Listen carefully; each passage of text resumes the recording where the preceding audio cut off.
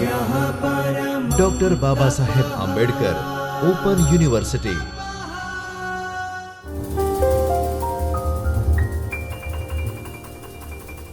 નમસ્કાર તાલીમાર્થી મિત્રો, doctor Baba Saheb Ambedkar open યુનિવર્સિટીના શિક્ષણશાસ્ત્ર વિભાગમાંથી હું ડૉક્ટર હિના રાવલ આપ સૌનું સ્વાગત કરું છું. મિત્રો, આજે આપણે બીએડના પ્રથમ વર્ષના પેપર કોડ ES 116 જેનું નામ છે ગુજરાતીનું અધ્યાપન, જેના વિભાગ 3 એકમ 10 પદ્ય શિક્ષણના બીજા વ્યાખ્યાનમાં આપણે અભ્યાસ કરવાના છીએ. તો મિત્રો, બીએડના આ પેપરમાં આ એકમમાં અગાઉના વ્યાખ્યાનમાં આપણે પદ્ય શિક્ષણ એટલે શું, પદ્ય શિક્ષણના વિવિધ હેતુઓ, પદ્ય શિક્ષણના જે સામાન્ય વિશિષ્ટ હેતુઓ છે તે એના વિશે અભ્યાસ કર્યો હતો. આજે આપણે પદ્ય શિક્ષણની પદ્ધતિઓ, પદ્ય શિક્ષણનું કૌશલ્ય, પદ્ય શિક્ષકનું કૌશલ્ય એના વિશે આપણે પરિચય પ્રાપ્ત કરવાના છીએ. તો મિત્રો, પદ્ય શિક્ષણની પદ્ધતિની વાત કરીએ તો પદ્ય શિક્ષણ એ અન્ય સાહિત્ય સ્વરૂપની તુલનામાં એનું શિક્ષણ આપવું એ ખૂબ જ અઘરું છે, કારણ કે આ શિક્ષણ આપવા માટે શિક્ષકની પાસે એને લગતું કૌશલ્ય, એને લગતી ક્ષમતા હોવી એ ખૂબ અનિવાર્ય છે. અને એના જ માટે ગુજરાતી સાહિત્યમાં પદ્ય શિક્ષણને અસરકારક બનાવવા માટે ઘણી બધી પદ્ધતિ આપવામાં આવી છે, અને એ પદ્ધતિઓના માધ્યમથી શિક્ષક એ પદ્ય શિક્ષણને અસરકારક બનાવી શકે છે. તો મિત્રો, કાવ્ય શિક્ષણ જે છે, પદ્ય એટલે કે કાવ્ય, આપણે અગાઉ પણ વાત કરી હતી. કાવ્ય શિક્ષણ અંગેની જે વિસ્તૃત જે ચર્ચા છે કે છાણાવટ છે એ જોયા બાદ આપણને સૌ પ્રથમ પ્રશ્ન એ થાય કે હવે આ શિક્ષણને આપવાની ઉત્તમ પદ્ધતિ કઈ છે, કે કઈ પદ્ધતિઓનો આપણે ઉપયોગ કરીએ કે એનું ઉપયોજન કરીએ કે જેના કારણે આપણે પદ્ય શિક્ષણ સારામાં સારી રીતે વર્ગખંડમાં આપી શકીએ. ત્યારે આપણા મગજમાં, આપણા માનસપટ પર એક જ જવાબ આપણને પ્રાપ્ત થાય કે જે પદ્ધતિ વિદ્યાર્થીને કાવ્ય સન્મુખ કરે, એટલે કે કાવ્યથી નજીક લઈ જાય, તે પદ્ધતિ યોગ્ય ગણાય. કે મિત્રો, અહીં એવું કહેવા માંગે છે, માત્ર એક નાનકડી વ્યાખ્યામાં આપણને એ પ્રતીતિ કરાવે છે કે કઈ પદ્ધતિ ઉત્તમ, કે જે કાવ્યને વિદ્યાર્થીથી નજીક લઈ જાય, એની સન્મુખ લઈ જાય. પછી એના માટે શિક્ષકે કોઈ પણ પદ્ધતિ ઉપયોગ કરી હોય, પરંતુ છેલ્લો ઉદ્દેશ્ય કે વિદ્યાર્થીને કવિતાથી નજીક લઈ જવાનો. અને જ્યારે વિદ્યાર્થી શિક્ષક કવિતા ભણાવતા હોય ત્યારે એનો સહજ અનુભવ કરે, સંવેદનાસભર અનુભવ કરે, ત્યારે કાવ્ય વિદ્યાર્થીની અંદર ચરિતાર્થ થયું કહેવાય. કે જેમ અન્ય વિષય હોય છે એની જેમ માહિતી અને વિચારોનું સહેલાઈથી જેમ હસ્તાંતરણ થઈ શકે છે, એટલે કે આદાન પ્રદાન થઈ શકે છે, તેવી રીતે કવિતામાં એ બાબત એ ખૂબ કઠિન લાગે છે, કારણ કે કવિતાની અંદર આવતા શબ્દો એ છંદ, અલંકાર, સામાસિક, વ્યાકરણના ઘણા બધા અંગોથી ઘેરાયેલા હોય છે, અર્થસભર હોય છે, ઓછા શબ્દોમાં ઘણું બધું કહેવાની તાકાત રાખે છે. ત્યારે એને સમજવું અને વિદ્યાર્થીઓને સમજાવવું એ શિક્ષકના પક્ષે ખૂબ જ અઘરું છે. તો આ રીતે કવિતાની આપણે વાત કરીએ તો કવિતાનો અંતિમ ઉદ્દેશ્ય તો આનંદ આપવાનો છે, વિદ્યાર્થીને સંસ્કાર આપવાના છે, અને માટે કાવ્ય શિક્ષાની જે પદ્ધતિ છે એ પણ આનંદદાયી હોય તે ખૂબ આવકાર્ય છે. કે મિત્રો, આપણે નાના હતા ત્યારે આપણને હજુ પણ યાદ હશે કે વર્ગખંડમાં શિક્ષક જે કવિતા આપણને ગવડાવીને સંભળાવતા, એ કવિતાઓ આજે પણ આપણને યાદ છે કે હે જળ કમળ છાંડી જાને બાળા, સ્વામી અમારો જાગશે. આ કવિતા હતી ઘણી લાંબી, પરંતુ જ્યારે આપણા શિક્ષકોએ એને કાવ્યમય આરોહ અવરોહ રીતે રજૂ કરીને આપણને શીખવી, ત્યારે આજે આટલા વર્ષો પછી પણ આપણા સ્મૃતિપટમાં એ સચવાયેલી છે. અને એ જ કવિતાની તાકાત છે અને કવિતાના શિક્ષકની તાકાત છે. અને સાથે આનંદ સાથે આપણે કવિતાને શીખીએ છીએ. તો કાવ્ય શિક્ષણ અંગે કોઈ એક પદ્ધતિ પ્રચલિત હોય એવું નથી. શિક્ષક એની બાબતમાં પોતે સ્વતંત્ર છે. એ પોતાની મરજી મુજબ વિદ્યાર્થીઓને આનંદ મળે, વિદ્યાર્થી શીખે એ મુજબની પદ્ધતિનો ઉપયોગ કરી શકે છે. તો હવે આપણે પદ્ય શિક્ષણની પદ્ધતિઓ જોઈએ કે કુલ 3 પદ્ધતિઓ છે કે પંચપદી પદ્ધતિ, જે હર્બાટ પદ્ધતિ તરીકે પણ ઓળખાય છે. હર્બાટ સ્પેન્સરે આ પદ્ધતિ આપી હતી. ત્યારબાદ પ્રભાવવાદી કે પ્રયોગવાદી પદ્ધતિ અને ત્રીજી પદ્ધતિ છે ગદ્ય વિવરણ પદ્ધતિ. હવે આપણે આ 3 પદ્ધતિ વિશે થોડો વિગતે અભ્યાસ કરીએ. તો સૌ પ્રથમ છે પંચપદી પદ્ધતિ એટલે કે હર્બાટ પદ્ધતિ. હવે આ જે પદ્ધતિ છે એને કાવ્યમાં પગથિયાબદ્ધ સમજ આપવામાં આવે છે. આ પદ્ધતિની અંદર કોઈ કાવ્ય હોય એને ક્રમાનુસાર પદ્ધતિથી સમજ આપવામાં આવે છે. જેમ કે સૌ પ્રથમ પ્રસ્તાવના. જ્યારે શિક્ષક વિદ્યાર્થીને કોઈ કાવ્ય સમજાવવાના હોય તો એ કાવ્ય એ કોને ઉદ્દેશીને લખાયું છે, એનું વિષય વસ્તુ શું છે, એના વિશે વિદ્યાર્થીઓને શરૂઆતમાં થોડીક ઉપર છેલ્લી માહિતી આપે છે, જેને આપણે પ્રસ્તાવના કહીશું. ત્યારબાદ કાવ્ય પઠન કે કાવ્ય જ્ઞાન. અહીં શિક્ષક કાવ્યનું ગાન કરે છે, પઠન કરે છે અને પછી વિદ્યાર્થીને પણ કાવ્ય ગાન કે કાવ્ય પઠન કરાવવાનું કહે છે.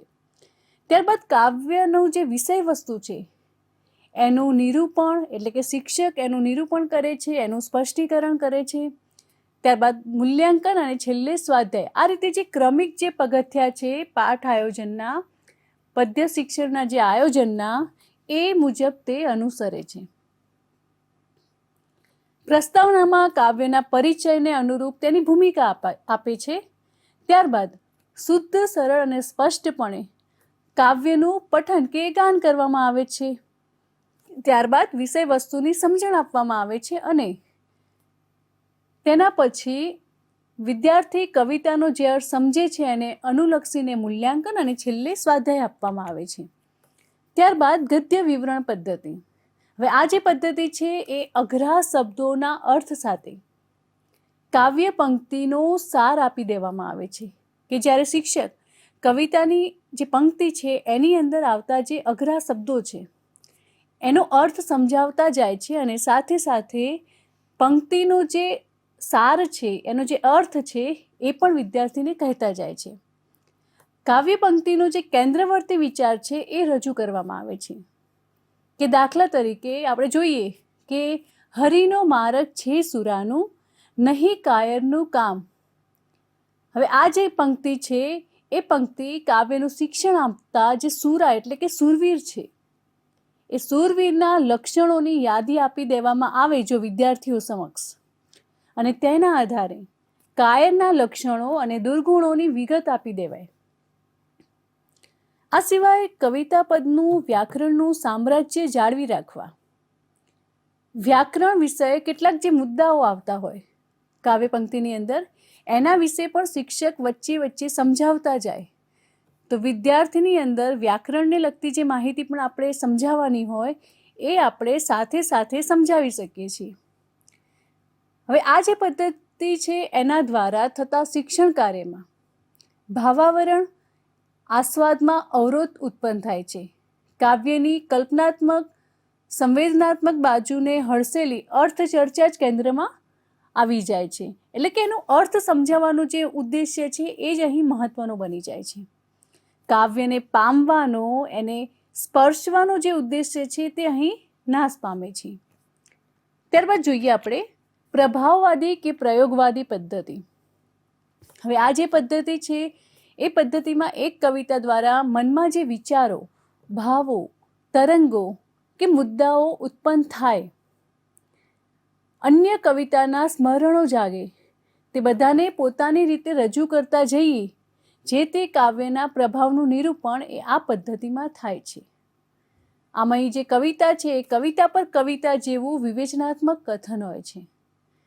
અહીં સંક્રમણને સ્થાન ખૂબ જ ઓછું જોવા મળે છે અને એટલે જ શિક્ષણનો જે મૂળભૂત હેતુ છે એ સચવાય નહીં, છતાં ચોક્કસ દ્રષ્ટિથી આવો ભાવ પ્રગટ કરવાની તક મળે છે અને જેની અસરથી વિદ્યાર્થીઓ સ્વતંત્ર ભાવનાઓ થકી પોતાના મંતવ્યો ઘડે છે.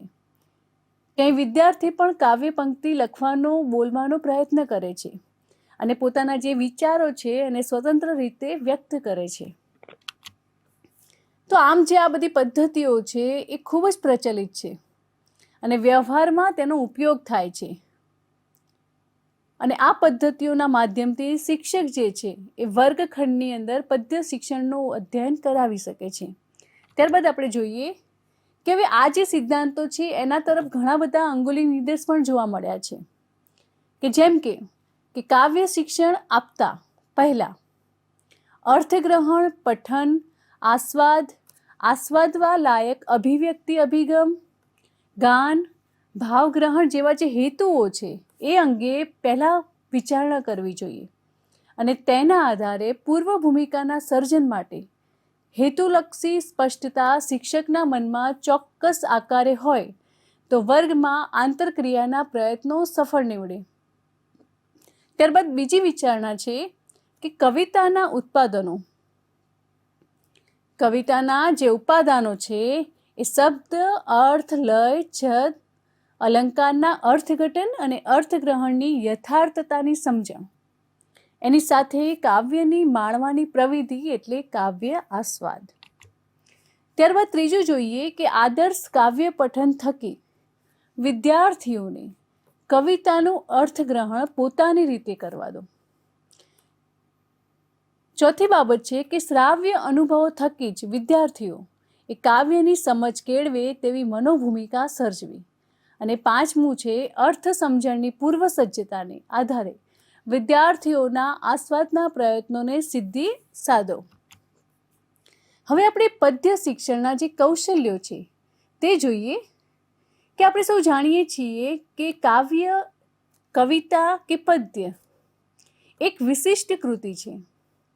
કાવ્યનું જે શિક્ષણ છે એ શિક્ષણ સમયે શિક્ષક કઈ રીતે એને રસપ્રદ બનાવે, અસરકારક બનાવે, વિદ્યાર્થીઓને આનંદ આવે એ પ્રકારનું બનાવે, એના માટે ઘણા બધા નુસ્ખાઓ વાપરવા જોઈએ.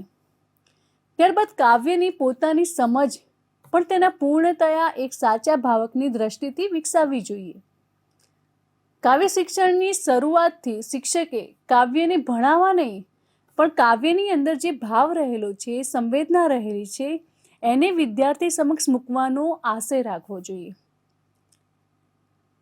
કાવ્યનો જે ભાવ છે એ વિદ્યાર્થી જ્યારે મહેસૂસ કરે, અનુભવે ત્યારે એક શિક્ષક કાવ્યને સારી રીતે ભણાવ્યું છે એવું કહી શકાય. જ્યારે વિદ્યાર્થી એના માનસપટ ઉપર એ કાવ્યની છાપ અંકિત થઈ જાય ત્યારે કાવ્ય એ સાર્થક થયું કહેવાય. કે કવિએ પ્રયોજાયેલા કોઈ શબ્દો છે કે શબ્દોને કારણે આવતી અર્થ સભરતા છે, એનાથી શિક્ષકે સુપરિચિત હોવું જોઈએ. મિત્રો, આ બાબતે ખાસ ધ્યાન રાખવું જોઈએ કે એક શિક્ષક તરીકે જ્યારે આપણે કોઈ કવિતા ભણાવતા હોઈએ ત્યારે એ કવિતાની અંદર આવતા વિવિધ જે શબ્દો છે એ દરેક શબ્દના અર્થ આપણને ખ્યાલ હોવો જોઈએ. જો શિક્ષકને ખ્યાલ ના હોય તો એ વિવિધ જે જોડણી કોષ છે, વિવિધ પુસ્તકો છે એનો પણ ઉપયોગ કરી શકે છે. કારણ કે જ્યારે કોઈ અર્થ તમે સાચી રીતે સમજતા નથી ત્યારે કાવ્યનો અર્થ બદલી જવાની શક્યતા રહે છે અને કાવ્ય પોતાનું જે સ્વરૂપ છે, સુંદર સ્વરૂપ છે એ ગુમાવી બેસે છે. કવિતાનો જે શિક્ષક છે એ કાવ્યનો ઉત્તમ વિવેચક બનવો જોઈએ અને વિવેચક ક્યારે બનાય? જ્યારે કાવ્યને તમે સારી રીતે સમજ્યા હો ત્યારે જ તમે કાવ્યની સારી અને ખરાબ બાબતોને સમજી શકો અને સ્પર્શી શકો. કાવ્યમાં રહેલો જે રસ છે, વિશિષ્ટ વ્યંજના છે, શબ્દ માધુર્ય છે, એની સમજ પણ શિક્ષણમાં હોવી જોઈએ. ત્યારબાદ કાવ્ય એક વિશિષ્ટ સાહિત્ય કૃતિ છે. હવે એને આપણે શિક્ષકે કઈ રીતે રજૂ કરવી એ પણ શિક્ષકના હાથમાં છે. હવે આપણે પદ્ય શિક્ષકના કૌશલ્યો, કે શિક્ષણ તો આપવું છે સારી રીતે, પણ એ માટે શિક્ષણ આપવા માટે શિક્ષકની અંદર પણ કેટલાક કૌશલ્યો હોવા જોઈએ. જેમ કે કાવ્યનું સારું ગાન અથવા ભાવયુક્ત પઠન કરવું. મિત્રો, ભાષાના શિક્ષક તરીકે જો મધુર અવાજ શિક્ષક પાસે હોય તો એ ઈશ્વરે આપેલી દેન છે, કારણ કે તો જ તે પોતાના સાહિત્યના જે પ્રકારો છે એ પૈકી પદ્યને સુંદર રીતે રજૂ કરી શકે. સમાન ભાવવાળા કાવ્યો વિશે પાઠ પ્રવેશ તથા સ્વાધ્યાય સોંપણી દરમિયાન ઉલ્લેખ કરો. પ્રશ્નોના સંદર્ભમાં વિશ્લેષણાત્મક અને ભાષાકીય રીતે શુદ્ધ ઉચ્ચારોનો આગ્રહ સેવવો. વચ્ચે વચ્ચે કેટલાક સુંદર અને આકર્ષક ગાનનું કૌશલ્ય હોવું જોઈએ. કાવ્યનો આનંદ એ વિદ્યાર્થી માણે તેવી તેમને તક પૂરી પાડવી જોઈએ. અને કાવ્યના ધ્વનિ અને કાવ્યના વ્યંગના વાક્યમાંથી અર્થ કાઢવાની તાકાત હોવી જોઈએ. ત્યારબાદ પદ્ય શિક્ષકના કૌશલ્યો પૈકી આપણે જોઈએ આગળ કે કાવ્યનું એક સમગ્ર અવિભાજ્ય અખંડ કલાકૃતિ તરીકે મૂલ્ય સમજવું જોઈએ. પ્રશ્નો સરળથી સૂક્ષ્મ તરફ લઈ જતા હોવા જોઈએ. જરૂર પડે તો જરૂરી ચાર્ટ્સ છે, ચિત્રો છે, બ્લેકબોર્ડ વર્ક છે, એ દરેક વસ્તુનો ઉપયોગ કરવો જોઈએ. જે તે કાવ્ય સંગ્રહ છે એ કાવ્ય સંગ્રહ લાવીને વિદ્યાર્થીને બતાવવો જોઈએ, જેથી વિદ્યાર્થી પરિચિત થાય. અલંકારના જે તત્વ છે, રસ તત્વો છે, રૂપકો છે, એનાથી વિદ્યાર્થીઓને માહિતગાર કરવા જોઈએ. તો આ રીતે કવિતા જે છે એ ગદ્યની અપેક્ષાએ આપણે માનીએ તો ખૂબ જ નજાકતવાળી કૃતિ છે, કે કવિતા દ્વારા અલૌકિક આનંદનો અનુભવ મેળવે છે વિદ્યાર્થી. બૌદ્ધિક કાર્ય કર્યા પછી મનને આનંદની જરૂર પડે છે, અને એવા સમયે કવિતા એ ખૂબ જ મહત્ત્વની બની રહે છે. વિદ્યાર્થીઓ પણ અતિ વ્યસ્ત જીવનવાળા સમયમાં કવિતા જેવા અધ્યયનમાંથી આનંદ પ્રાપ્ત કરે છે, અને માટે જ કવિતાની આ જે તાકાત છે એ ગુજરાતી સાહિત્યના અન્ય સ્વરૂપો કરતાં અલગ જ તરી આવે છે.